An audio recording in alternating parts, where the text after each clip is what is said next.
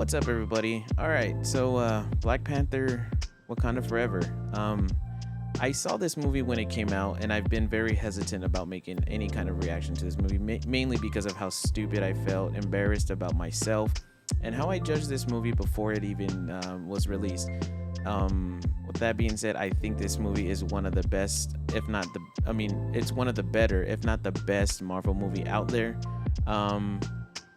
And yeah, like I said, I was just embarrassed about myself, and I just didn't react to it. But the reason why I decided to make this video today is honestly because the reasons why I loved this movie, I'm not really hearing anybody talk about. So let's get into it. Here we go. All right, Black Panther, Wakanda Forever. This movie was amazing. Everything from the music, the script, the acting, you name it. The wardrobe was just outstanding. There's nothing short of amazing in this movie.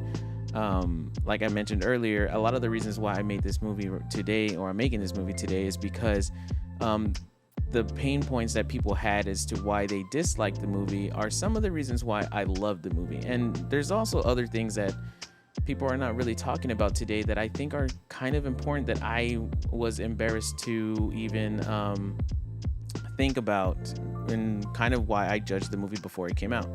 Now, let's right from the jump.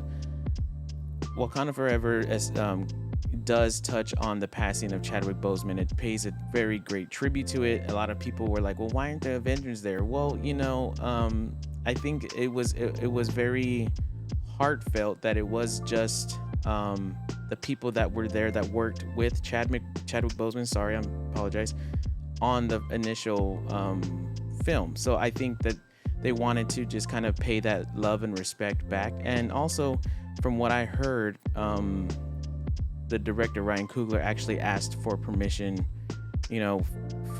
from Chadwick's family in doing it the way they did, or something. Or rather, I'm not, like, I will say, I'm not a movie buff. I'm not a Marvel fan. A Marvel comic reader. So if I get something wrong, don't kill me for it. But that's just from what I heard. Now, the story of Black Panther, Wakanda Forever is one of loss, and that permeates throughout the entire film.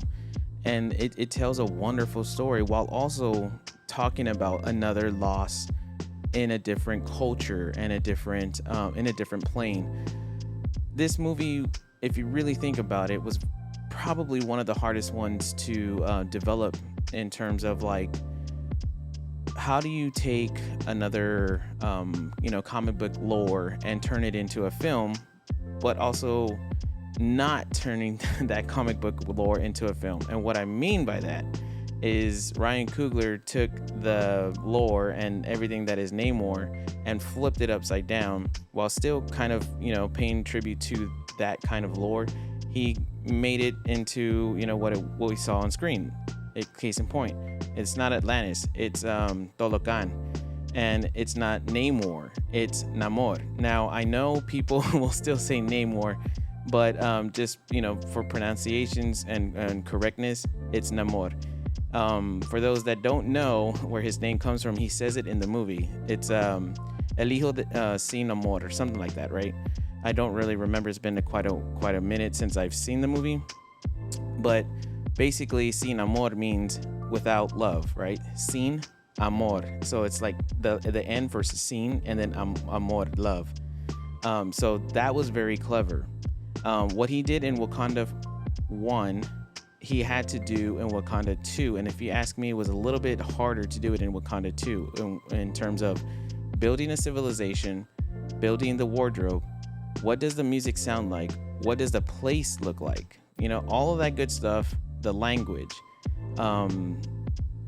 everything, the wardrobe, all of that, right? I think, in my opinion, was a little bit more difficult in Wakanda Forever to establish and to do than in Black Panther 1. And for the reason, because I believe Black Panther 1 was heavy inspired by African roots, from Africa.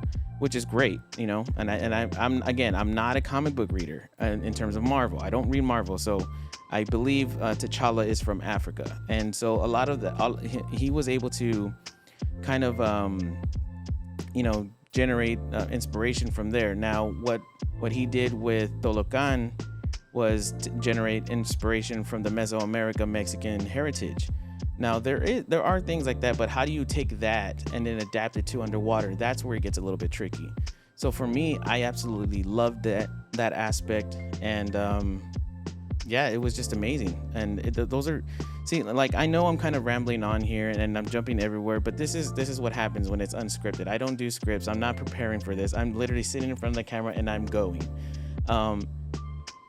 But this movie kind of it touched on a lot of things, loss, I know grief, like how do you deal with that?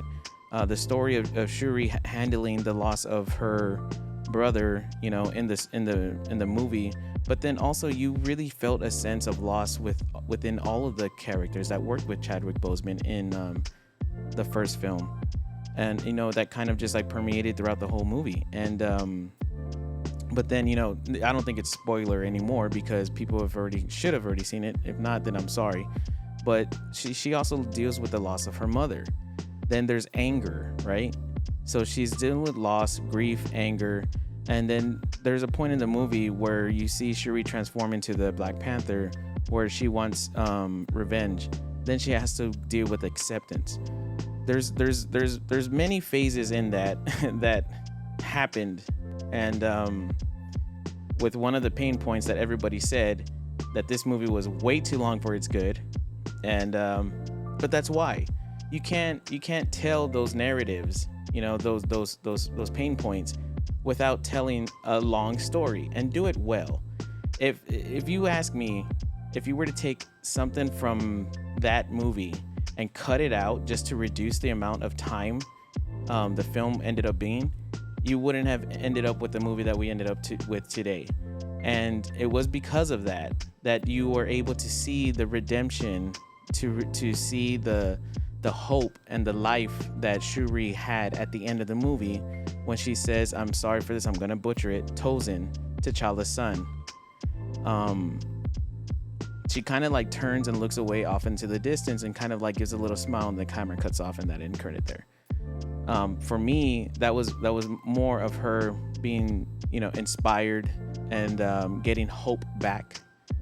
So, there again, pain points that people really didn't like the movie was that it was too long, and that this is another one that you didn't see the Black Panther in there. So how can you say it's a Black Panther when a Black Panther was in there for only, I think it was like 8 minutes or something like that? But see, what people fail to realize is you can't have your cake and eat it too. And let me explain. There's been many TikToks out there and critics out there that say that they want a better substance movie. They want, this, that, and whatever. But when you get a substance movie, you want to poo-poo on it because it doesn't have action. It doesn't have the bells and whistles of explosions and things like that. But what it does have in place of all that is great story and it's just poetic. Again, these are just my personal opinions. I'm not a critic. I don't read Marvel comics. This is just what I felt coming out of that theater, and it's true to me because I still feel it this way. I mean, today, and it's been around 3 weeks or so since I've seen the movie. I saw it when it came out, but I say the same thing when I tell people about this movie. Just these things that I'm talking about right now. It's one of those films that you really just got to sit back and just appreciate the film, appreciate the artistry for what it is. It had lines in there that were, yes, cheesy, but overall it didn't take away from the story.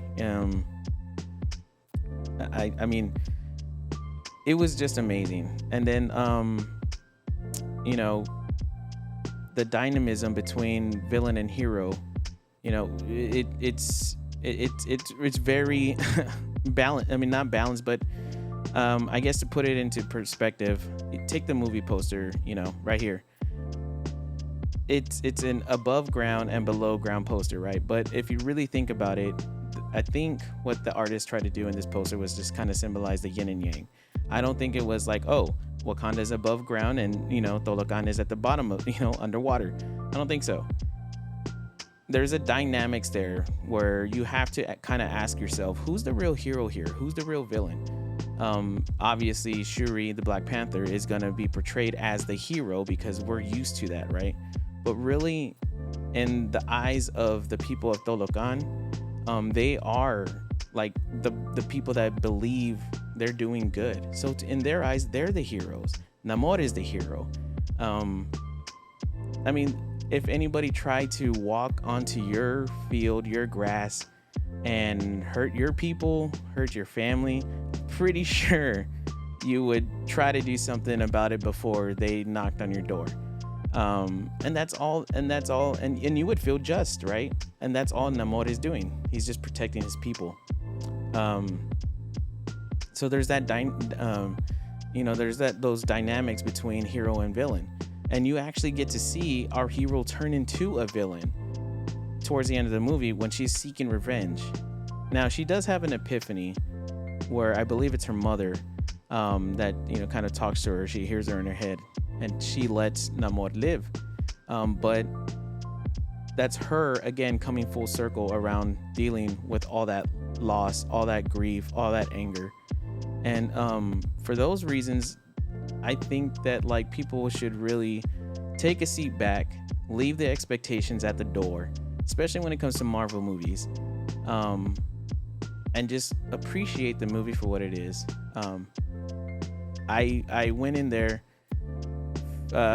very naive and ignorant, and this is what I was saying at the very beginning of my video, how embarrassed I was, and I think it's important that I talk about this. I was one of those millennials that really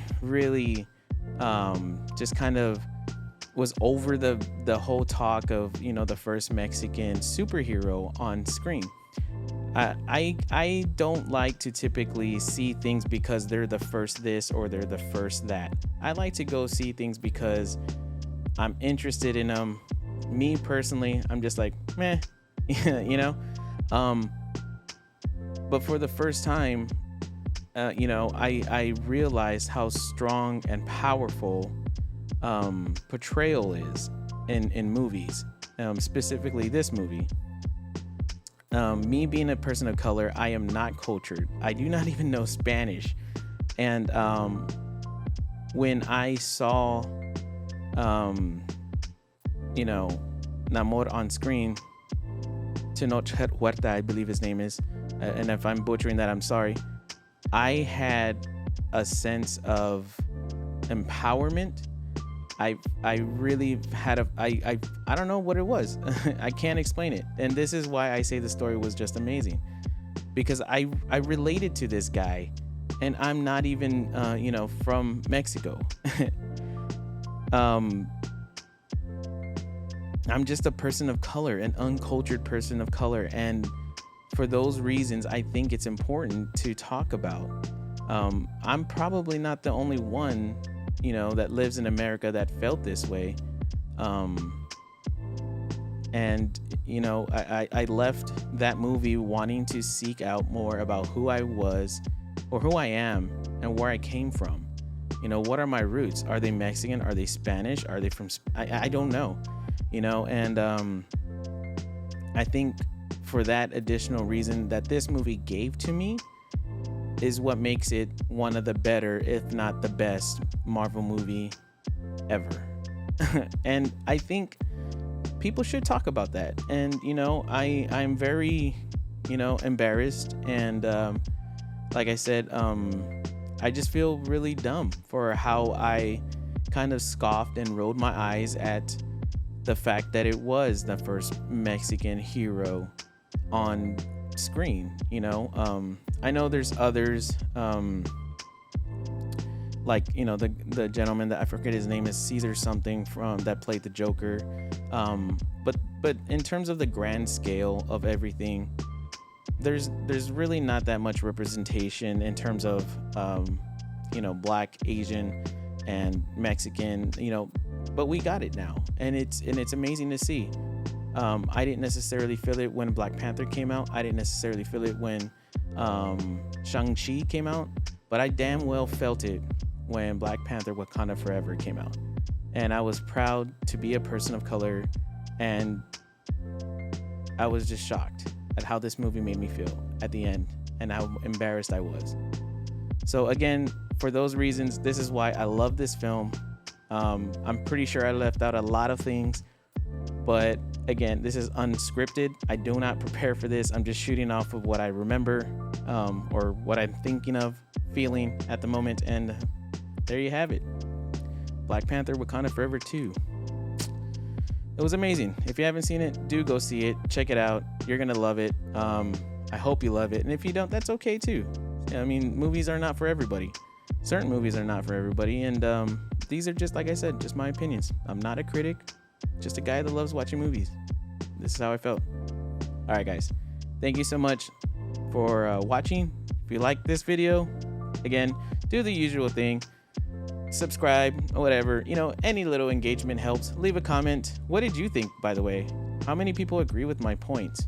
I actually wonder that. I'm not asking for engagement, but really I wonder that, because like I said, I made this video because I felt that nobody was really talking about these reasons why this movie is that great. And for me, it was this great for these reasons. So what did you think? Later, guys. I think I tried signing off like 2 or 3 times there. Later. Have a good one.